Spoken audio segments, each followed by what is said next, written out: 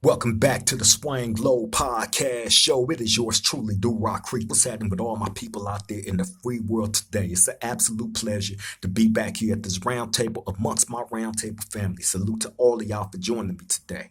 Now, look, man, I want to run this little story down to y'all that took place probably back in the year 2003.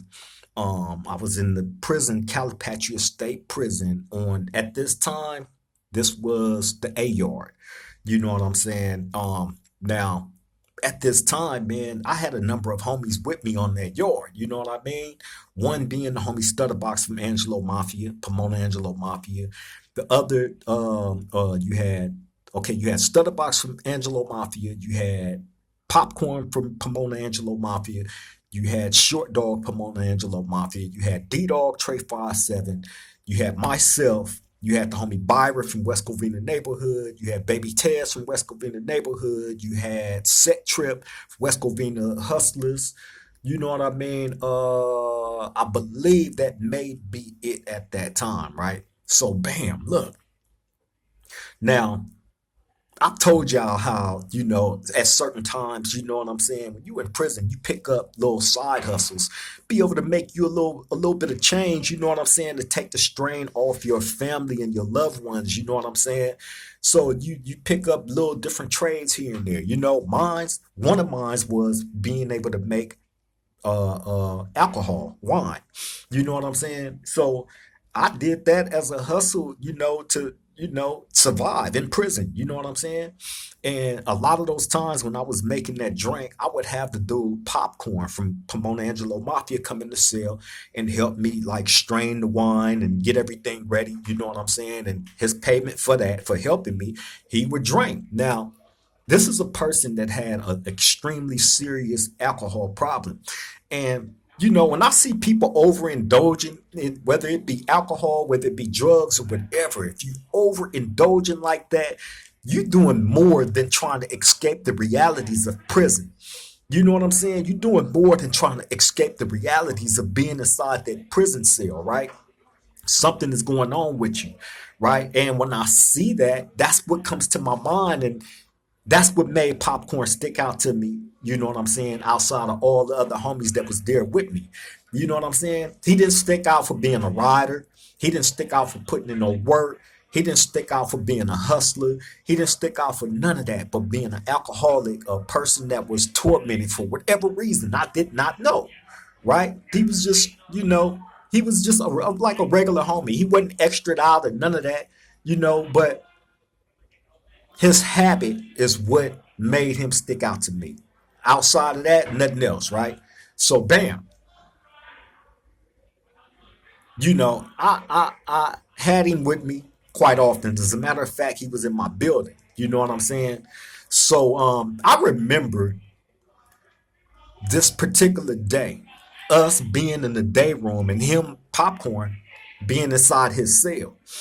And the homie Stutterbox from Angelo Mafia making his way down to our building. Stutterbox was in a different building, but he made his way to our building. He made it his business to make it to our building every single day. You know what I'm saying? So him coming down there this particular day wasn't out of the ordinary. You know what I'm saying? So bam. I remember us standing in front of Popcorn cell, messing with Popcorn because he in there shaving and getting groomed up. He looking all clean. I'm calling him Al B. Sure, you know what I'm saying? Because he got the little flat fade and the trimmed up beard and all that, right? I'm calling him Al B. Sure, but I'm looking at him, I'm like, bro, why you got all brand new state clothes on and you all done up? You going on a date or something, right? Just messing with him. So he look at me, he's like smile like, no, man, I'm finna go over to medical. You know what I'm saying? So I'm like, oh, okay, all right, whatever, that's what's up. So bam, that don't throw me, any clues or hints or nothing. You know what I'm saying? So bam, people go to medical every day in prison. You know what I'm saying? So I'm not thinking nothing, you know, twisted. So bam, bro, leave out. Make his way over to medical. We still inside the building and they're messing around, chilling. You know what I'm saying? Popcorn gone probably about 15 minutes. 15 minutes go by, right? 15 minutes after he walk out that building, I see three, four police come in. right? When they come in, they make their way straight to Popcorn cell. Now, Popcorn was in the cell with the homie Big T Rock from Graveyard Crip. Shout out to the homie Big T Rock from Graveyard Crip. Real solid keyway right there, right? It's the homie. As a matter of fact, it wasn't T Rock, it was Big Casanova. Big Casanova from Graveyard Crip. My bad. So anyway, bam. That's who Popcorn in the cell with. So when the police come in and go to their cell, they make Casanova step out the cell. So when Casanova step out the cell, the police go inside the cell. They tear the cell up. Bam. Then they go get some big plastic bags, big trash bags. They go in there and start packing up all the Popcorn's property. Now we out in the day room watching this. We start tripping because we thinking they just coming in on some BS, just messing with the homies. So we this close from taking off from the police. Put it that way. That's how tense this situation was, right? But what we didn't know is Popcorn went over to medical and told them that he couldn't be on the yard no more, that his life was in jeopardy. Uh, he felt like his homies was gonna unalive him, you know what I mean, and that he couldn't be there no more. So he went PC, right? The whole time we in the building, we not knowing none of this. We not knowing he went over there and did that. You know what I'm saying? Now, remember, I say that dudes be tormented and they do certain things in prison to try to escape the realities of the four concrete walls around them being inside that prison cell, which I call the concrete casket, right? So you overindulge in drugs, you overindulge in alcohol, whatever your bad vice is, you're going to overdo it. You know what I'm saying? Trying to escape where you're at.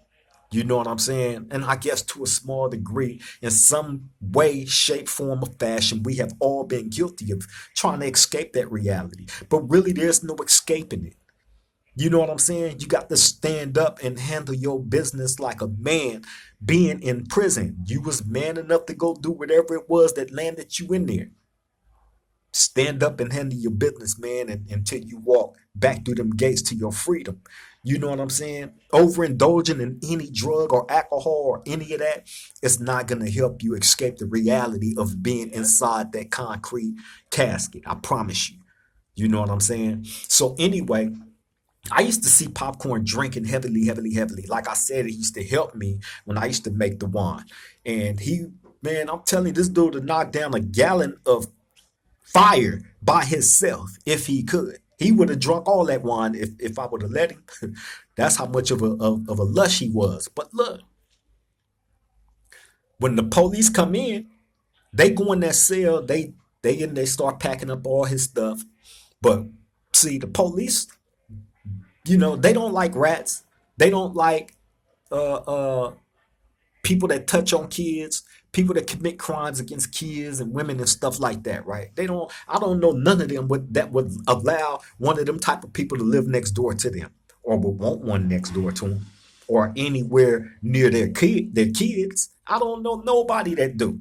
You know what I'm saying? Which is funny to me because the same people would expect you to be willing to go to a 50-50 and be kumbaya with these same type of people that's on that yard because they got them type on that yard. Period. You know what I'm saying? So anyway, I say all that to say this. When the police went in there and packed up all of Popcorn's property, well, they left all Popcorn's paperwork inside the cell, right? On purpose. Bam, knowing because we out here tripping. We in the day room about to take off on them. You know what I'm saying? So they left all his paperwork in there. Bam. So bam. We get the paperwork. Me and Stutterbox sat in that day room and read through it all. And that's what we found out what he was in jail for. Right? Well, what old Popcorn was in jail for was touching on a minor, having sex with a minor. You know what I mean? I believe the little girl was probably like 11 to 12 years old. I believe the kid was related to a girl that he was messing with. Right? So anyway, that's what he in jail for. Now he's around us all that time. We don't know none of this. We don't know none of this. You know what I'm saying? And he would have escaped. But I guess the realities of his situation start closing in on him, and he started feeling like we was going to eventually find out what was going on with him. And if we would have found out, he know he could have lost his life just based on how the work that I'm just gonna say me and Stutterbox. I'm not gonna name anybody else, but I'm gonna definitely say me and Stutterbox put in a lot of work on them Calipatria state prison yards. Point blank period. We put in a lot of work. So the people that was around us at that time, if it came down to anybody having to get their hands dirty 9 times out of 10, it's gonna be me and Stutterbox that's gonna be the ones frontlining it. Point blank period. So this dude, he definitely got a good bar of what me and Stutterbox was capable of doing. So I guess you know what I'm saying. I don't know. I don't know if that was the reason for him going PC or none of that. Hey, it could have played a part. You know what I'm saying. But all I know is this: he knew we wasn't for none of that.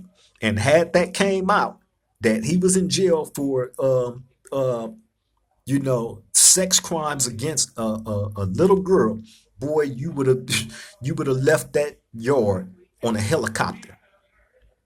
You know what I'm saying? Point blank period. And by the way, when you hear somebody referencing online that somebody got airlifted off the yard, that's what they mean. When somebody gets stabbed up real bad and they trying to save that person's life, they will drive a medical helicopter right above the prison and land that helicopter right down on the yard. Pick that person up, put them on that helicopter, and fly them off the yard to the nearest hospital next to that prison. I promise you. So when you hear somebody saying that a person got airlifted off a prison yard, that's what they mean. His life was gravely, in danger of being no longer, and they had to fly him off that yard to the nearest hospital next to that prison. Point blank, period. That's what would have happened to Popcorn had we found out what he was in jail for. But anyway, we get the paperwork, bam, we passing the paperwork around to all the homies, made copies, sent it out to the streets, you know what I'm saying? Doing our due diligence, being that we couldn't get him because he already PC'd up. You know what I'm saying? Now, you have different people that would jump online and talk about the 50-50, the PC yards, and all this and that, who's on the 50-50, and how these certain people ain't bad. You know what I'm saying? They was just put in a situation where, they had no other choice but to go here because they got politicked on. Well, yeah, in some cases that do happen to certain people, but them type of things don't happen to good people. Somewhere down the line, you got some type of badness in you. Point blank, period. You're not just going to end up over there by chance. You was either, doing something bad. You had bad politics going on. You had something or something popped up from your past that you did. It's a number of reasons why people will get politicked on and pushed off a yard to a PC yard. But that don't happen to good people. I can't say that I know one good person that went over to 50-50 SNY PC, whatever EOP, whatever y'all want to call it. I don't know one good person that I can say that went over there that I can absolute respect today. And you're willing to go to a yard where they have people. I'm not saying everybody over there is over there for touching on children or you know what I'm saying, committing sex crimes against a child or a woman. You know what I'm saying? I ain't saying everybody over there is over there for that. You have homosexuals that's over there that would never be on no main line. You got dudes that love homosexuals that's over there that would never be on the main line. They're over there because they can't mess with a man openly on general population. So they can go to the EOP, the 50-50, the SNY, and they can lay up with they booty buddy. Point blank, period. On the main line, general population, that's out. Point blank, period. You know what I'm saying? And then you have the dropouts, the people that had to basically give up some information to get over there. Oh, I can't be here no more. You know what I'm saying? So let me go tell on this specific group right here, whatever it is that I know. It got to be something solid. They not just gonna send you over there for no BS. It got to be something solid on you for you to be over there. Legally, that's how it works. You don't just go to no PC yard and just go. Nah. You have to have something real solid, concrete on you that says your life is in jeopardy. You can no longer be on the main line. Point blank, period. Just like this dude Popcorn did. Eventually, he knew it was going to come out. We was going to find out what he was in jail for, and it would have been a wrap for him. So if you know these type of people can't live next door to a police officer or a judge. They can't be on the main line on a prison yard. You know what I'm saying? But I'm expected because they shave a month or two off of my time to go be kumbaya on a 50-50 yard with these people. Come on, man. And knowing that they got people over there that have touched on kids and committed horrible crimes against kids and women. Oh, you ain't got to deal with them type of people. Leave them over there in their group and you just work with the people no. That ain't how it go, bro. That ain't how it go. That's not how it works. Those expectations of us prisoners, being able to coexist with somebody that I look at those situations because I got a lot of little nieces. You know what I'm saying? I got women in my family. I got a woman that I love with a precious little daughter. If something bad was to happen to any of them, do you think that I would sit humbly and want to be in the same vicinity as somebody that done something to a kid or a woman? And the police ain't willing to have these people live next door to them, or the judges or the Senate?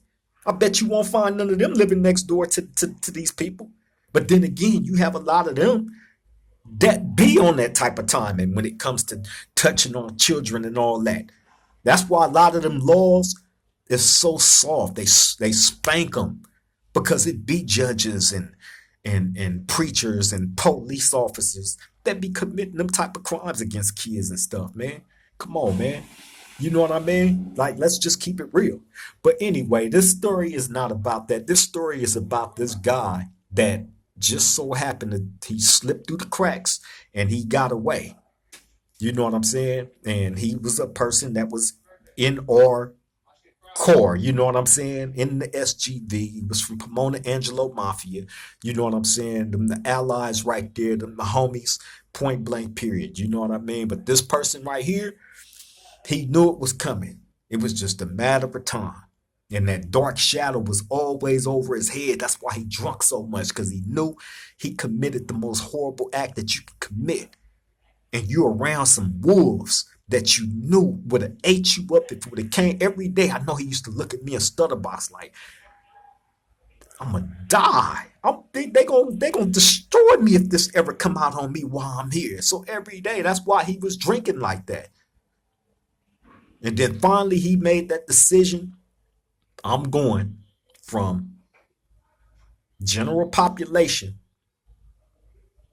to PC, SNY, 50-50 EOP.